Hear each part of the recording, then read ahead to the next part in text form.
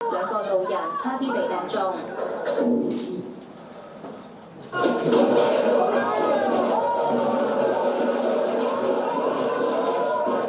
長沙灣政府合署有蒙面嘅人打開門口嘅鐵板縱火。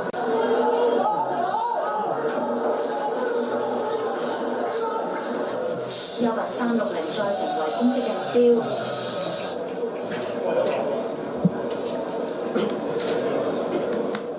另一個出口就有人縱火。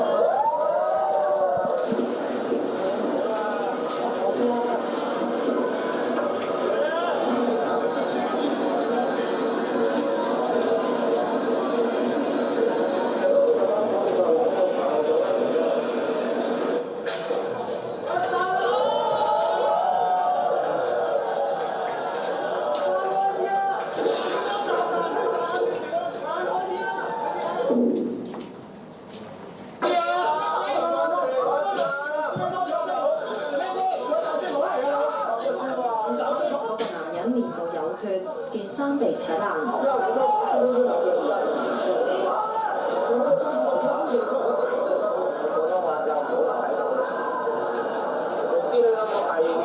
今夜喺羅浮崗對開亦都有爭執，一個着紅色衫嘅男人被指影相，要求佢刪除，咁多人扭打佢。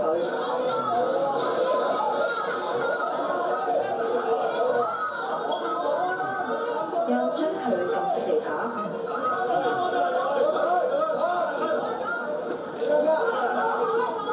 男人嘅面部流血，之後自行離開。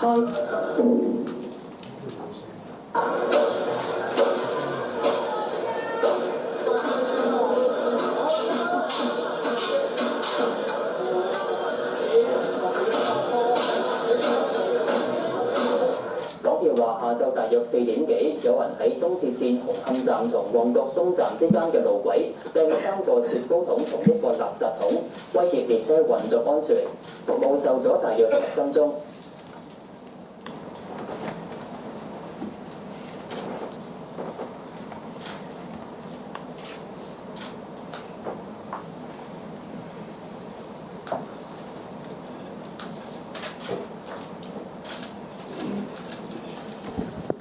好，接住落嚟咧，我一路講嘅時候咧，電視嘅熒光幕咧都會有一啲相咧去輔助嘅，咁大家可以留意住個熒光幕。琴日有幾千人咧喺未有反對通知書嘅情況之下咧，喺尖沙咀集結，並出現咗一啲堵路同埋襲擊警察嘅暴力事件。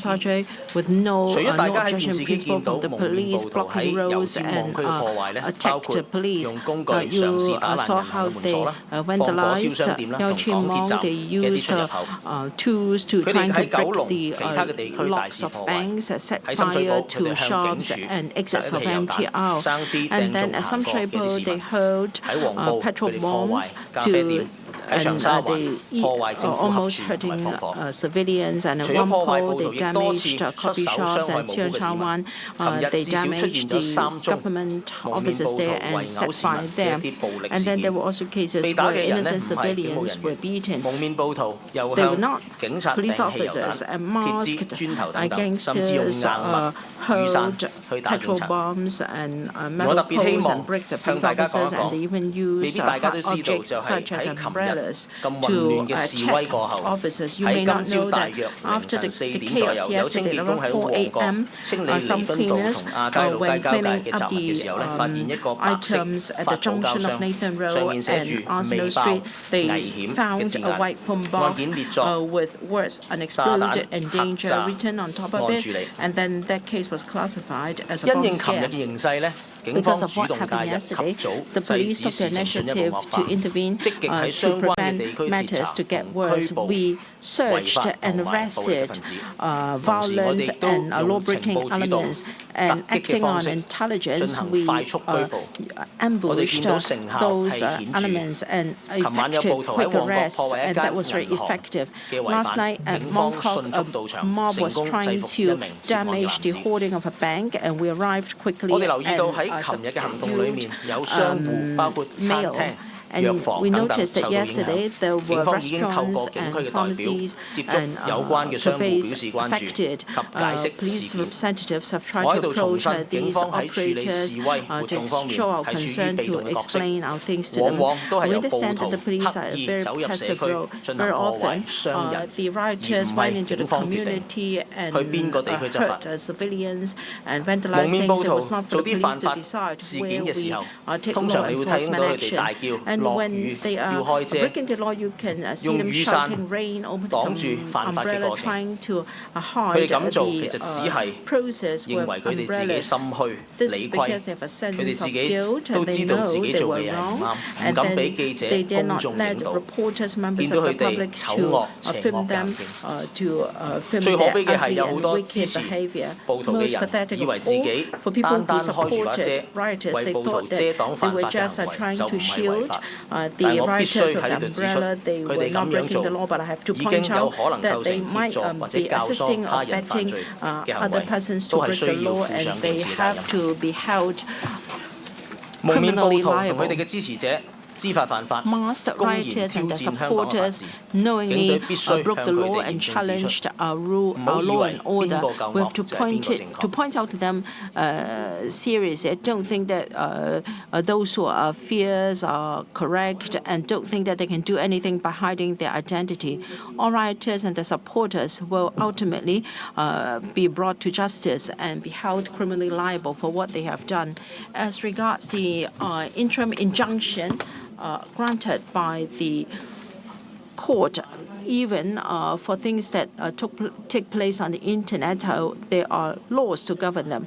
Many keyboard warriors use loopholes in the internet, and they publish the photos and personal data of police officers and families, and they dox police officers, and some of them are subject to nuisance in their daily lives, and the situation is getting serious.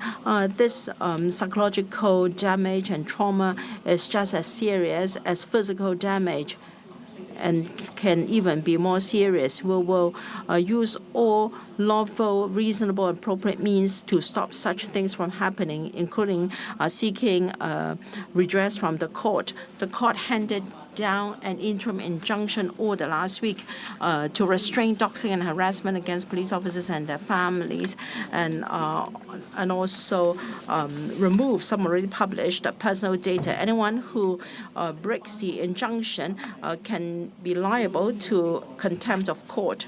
We have sent out a very clear message to the public. Any malicious doxing and harassment is wrong and should be condemned and boycotted. The court agrees that police officers are just like ordinary members of the public. They need and have the right to be given the same protection under the law. The police management notices that some in the legal community and the press association question the wide-ranging injunction that people may break the law by accident and might use to clamp down on press freedom. I can assure you that this is not true. The purpose and the intention of the injunction is to protect police officers and their families free from the malicious harassment from some of the perpetrators and the criminals, as to against malicious doxing. From June, over 2,500 police officers and their family members have been doxed. Their details and their photographs have been posted online. The police had a responsibility to protect enforcement officers from malicious doxing and harassment. As for the role of professional media on having a police oversight and press report would not be affected by this injunction, because this injunction only affects malicious doxing.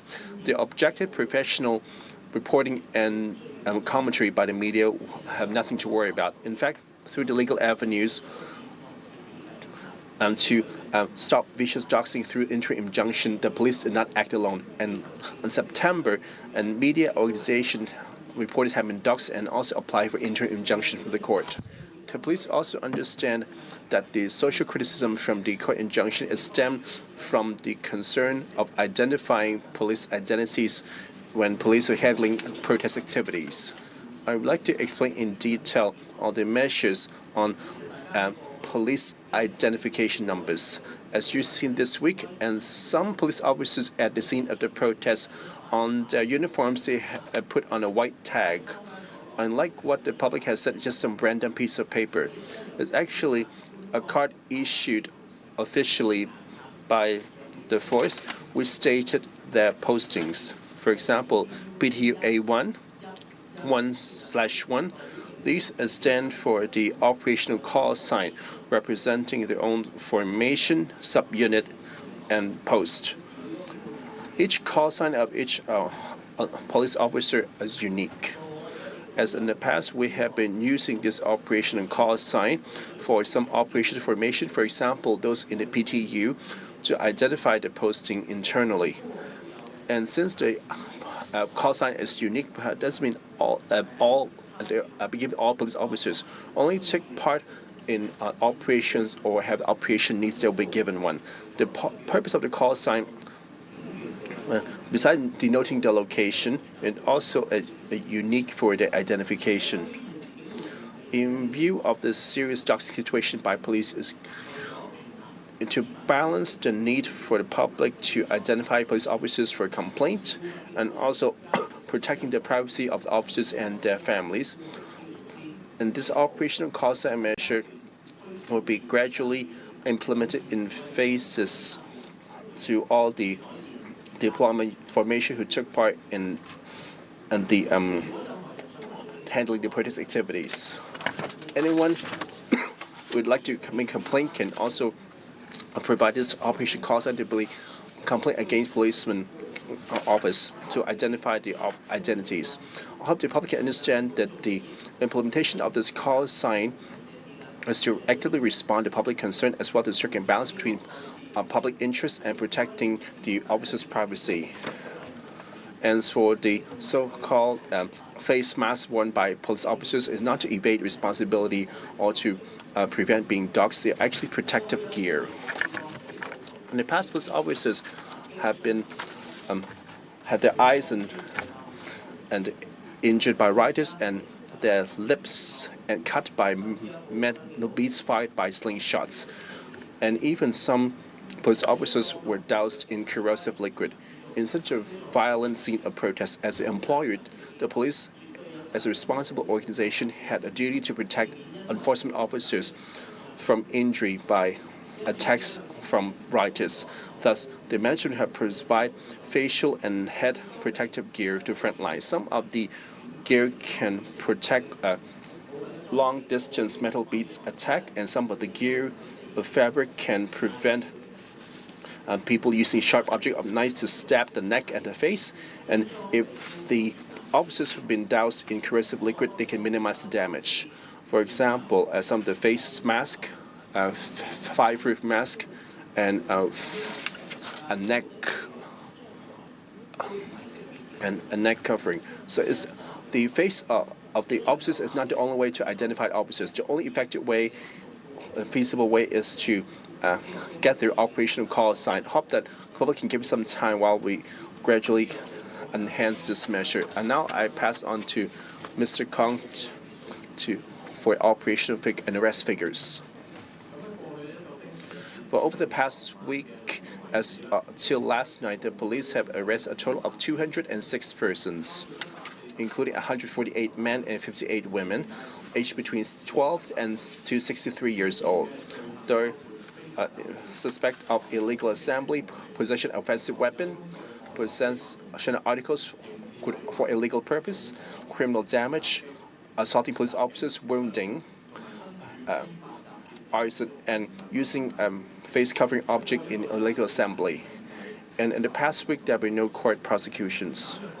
And on ammunition, as of last night, over the past week, the police have used, on 21st of October, we've used 102 CS grenade and CS round, 11 rubber baton round and rubber slug, 6 super sock, and 140mm launcher.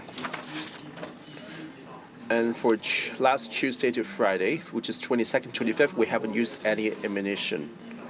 As for this Saturday, we have used 5 CS grenade and round, 8 rubber baton round and rubber slug, and 1 super sock. On yesterday, 27th of October, Sunday, we have used a total of 80 ACS grenade and round, 27 rubber baton round and rubber slug, and 20 rubber sock, and 6 40mm launcher. And a number of injured police officers. And over the past week, we have 7 police officers injured in operations. Of the more severe cases, which include yesterday, a police officer has suffered a fall while giving chase on Argyle Street. And actually, another officer was hit by a brick on his left rib, which led to fracture, and while conducting dispersal operation on Nathan Road. And now clarifications. And with some media report and on social media, we saw that on 1st of October in the Two Moon protests that were